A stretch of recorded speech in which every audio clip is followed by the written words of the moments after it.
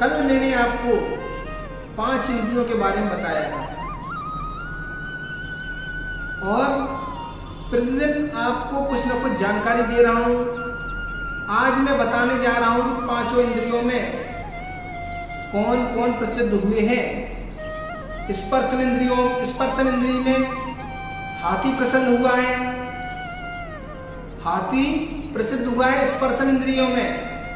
रसना इंद्रिय में मछली प्रसिद्ध हुई है और घ्राण इंद्रिय में भौरा प्रसिद्ध हुआ है। चक्षु इंद्रियों में पतंगा प्रसिद्ध हुआ है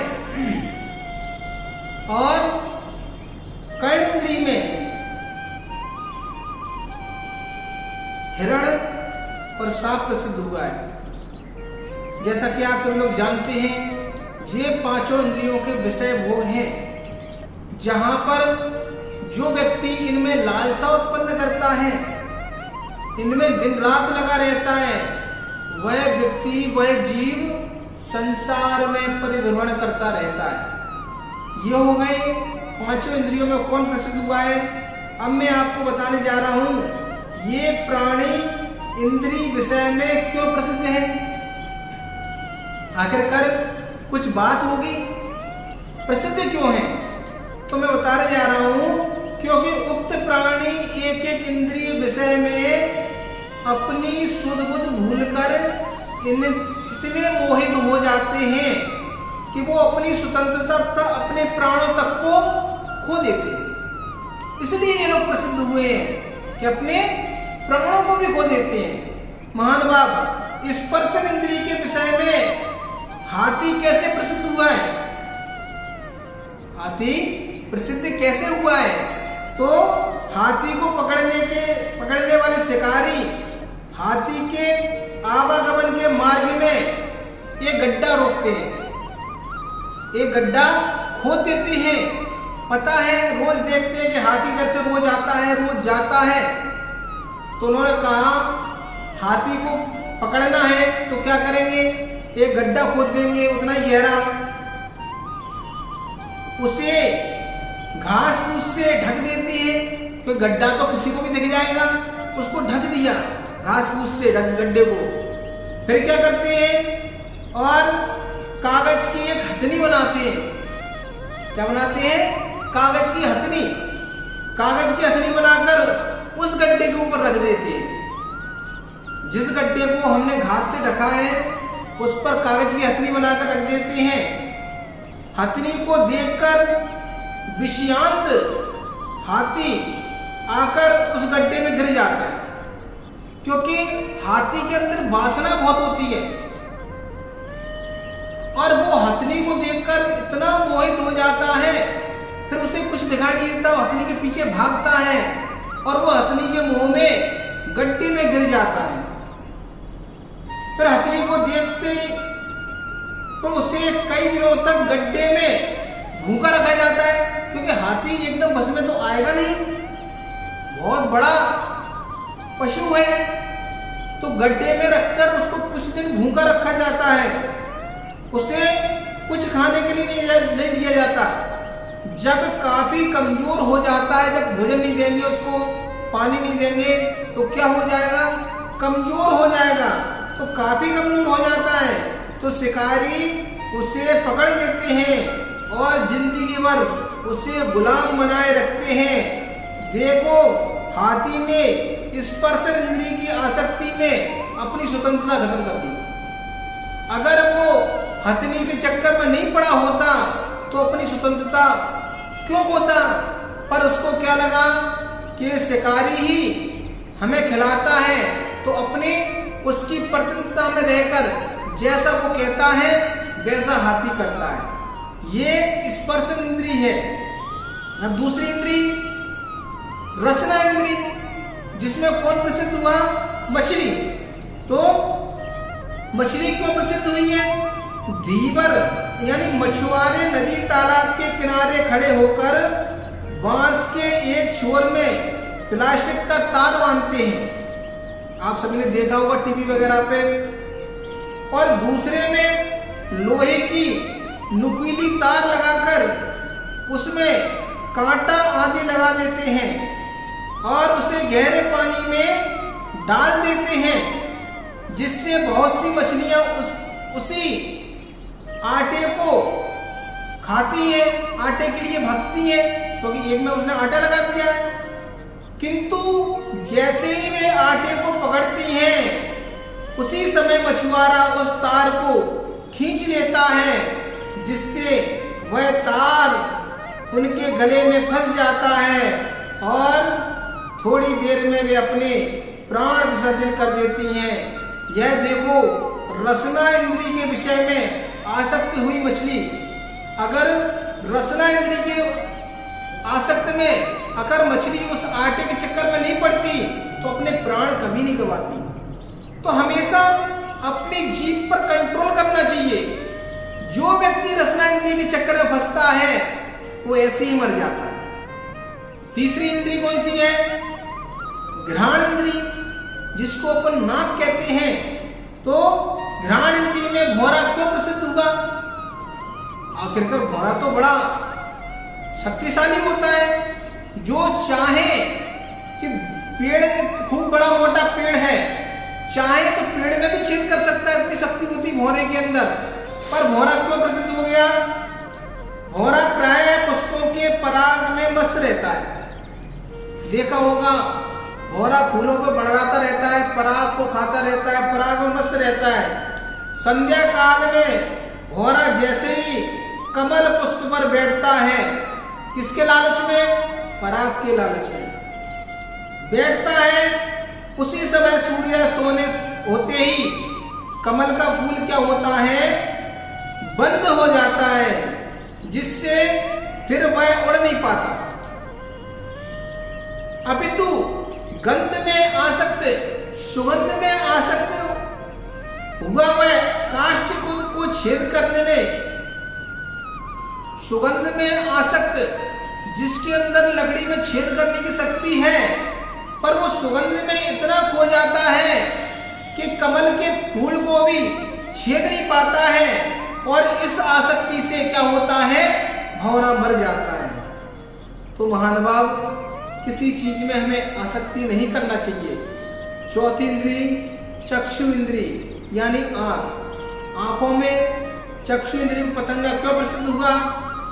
रात्रि के समय में बल्ब, दीपक आदि प्रकाश रूप चक्षु इंद्री में विषयासक्त हो बहुत जीव कीट पतंगे उड़ कर दीपक की ज्योति की ओर दौड़ते हैं। जब वो आंखों से देखते हैं कि चमकदार चीज क्या है, वो भागते हैं उसकी ओर, उड़ उड़ के जाते हैं, तो दौड़ते हैं। यह उनका मुख्य विषय है, क्योंकि जहां चमक होगी उन्हें दिखाई देगी, वही चाह रहती है कि चलो इसके पास चलते हैं। तो वे उसके रंग आदि में इतने मस्त हो जाते हैं कि फिर उन्हें होने वाले दुख या जीवन विनाश का जरा भी ध्यान नहीं रहता। इतने आसक्त हो जाते हैं लाइट में, दीपक में, अग्नि में, फिर उन्हें जिन लगता कि मेरी मृत्यु भी हो सकती है इससे, पर क्या करते हैं? उस ओर भागते हैं। ऊपर से बार बार गिरने अथवा बल्ब से टकराने से उनके पंख, पैर आदि तक टूट जाते हैं, फिर भी वे उक्त विषय से मुक्त नहीं होते। अनेक जंतु जो दीपक की लौ में अपने प्राणों तक की आहुति दे डालते हैं। यह देखो चक्षु इंद्री के प्रति विषयासक्ति, जो चक्षु इंद्री के विषय में आसक्त हो जाता है उसका ऐसे ही मरण हो जाता है। ये चक्षु इंद्री जहां पतंगा प्रसिद्ध हुआ। पांचवी इंद्री में हिरण, जो कि हिरण होता है, हिरण की सबसे अधिक रुचि संगीत की ध्वनि से होती है।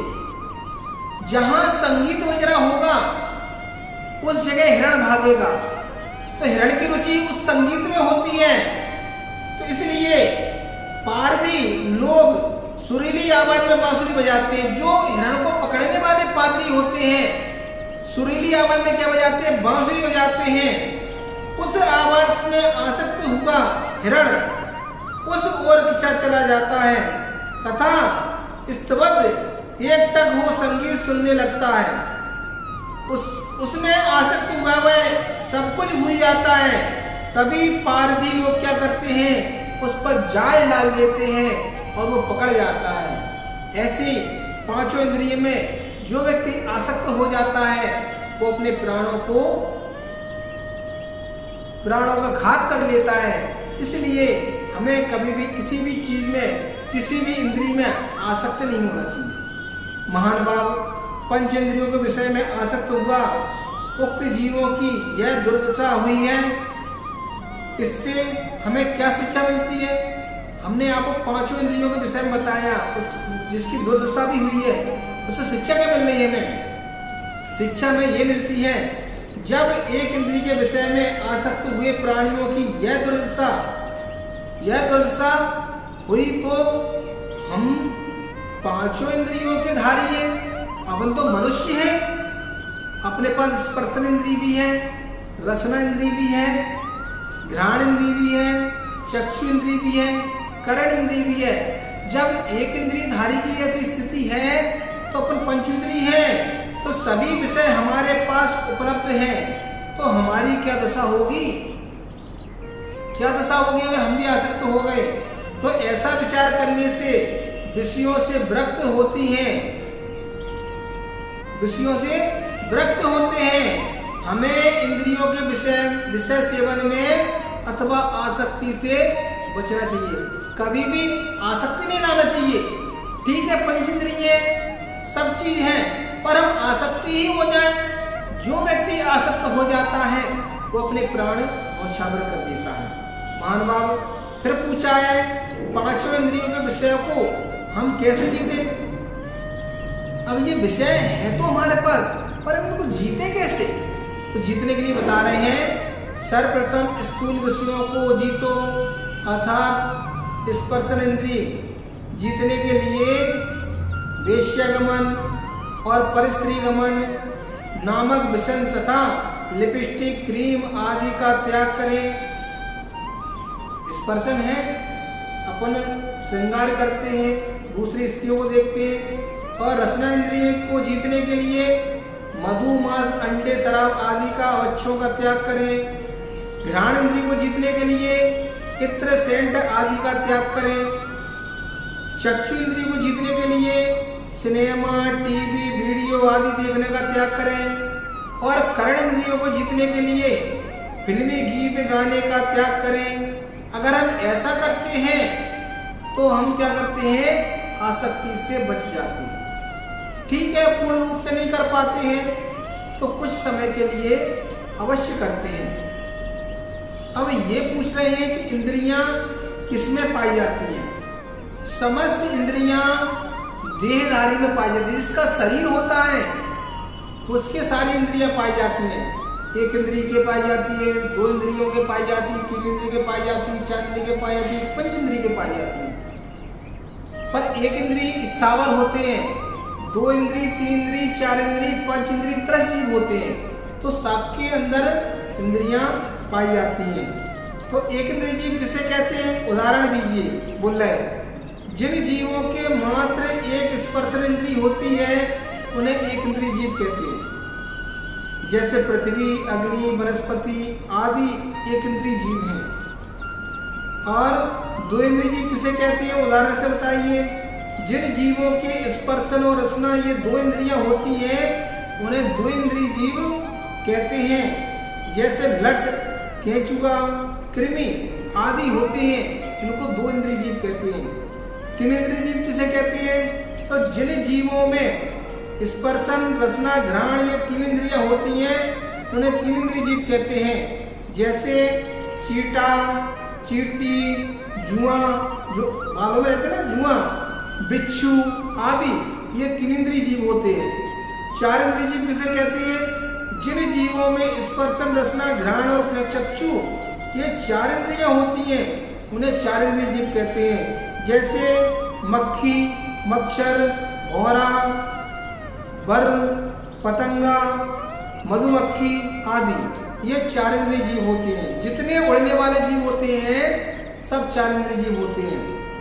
पंचेंद्रिय जीव किसे कहते हैं? जिन जीवों में स्पर्शन, रसना, घ्राण, चक्षु, कर्ण ये 5 इंद्रिय पाई जाती हैं उन्हें पंचेंद्रिय जीव कहते हैं। जैसे मनुष्य पंचेंद्रिय, पशु पंचेंद्रिय, घोड़ा पंचेंद्रिय, गाय पंचेंद्रिय, बैल पंचेंद्रिय, सिंह पंचेंद्रिय, हिरण पंचेंद्रिय, सर्प पंचेंद्रिय, देव पंचेंद्रिय, नारकी पंचेंद्रिय, इन्हें सकलेंद्रिय जीव भी कहते हैं। ऐसे हमने सभी को, आप सबने सुना कि पंचेंद्रिय जीवों के बारे में। ऐसे ही हम सभी लोग प्रतिदिन क्लास को सुनेंगे, पढ़ेंगे। मुनि विजय सागर के साथ में जब हम और आप मिलेंगे, बैठेंगे, तब ज्ञान की चर्चा होगी। और ज्ञान की चर्चा होगी तो हमें ज्ञान होगा, आपको भी होगा, हमें भी होगा। तो दोनों मिलकर उस ज्ञान को अर्जन कर कर इंद्रियों के विषय से दूर हो जाएंगे। तो एक दिन हमारा भी कल्याण हो जाएगा। सभी के लिए बहुत सारा